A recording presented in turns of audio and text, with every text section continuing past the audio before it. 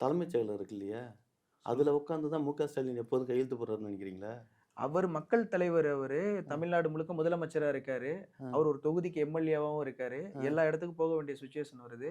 So அதனால போகுறாரு. எது இப்ப இவரு கொளத்தூர் விஜய் தொகுதி. வந்து விஜய் மாமனார் வந்து வீடு. கொளத்தூர் தொகுதிங்கிறது மாமனார் வீட்டுக்கு அடிக்கடி போயிட்டு வந்தாருன்னா, இப்ப அது விஜய் வந்து பாத்தீங்கன்னா நடிகர் இல்ல இப்ப. அரசியல் முழு நேர அரசியல்வாதியா ஆயிட்டாரு. கரெக்ட்டா?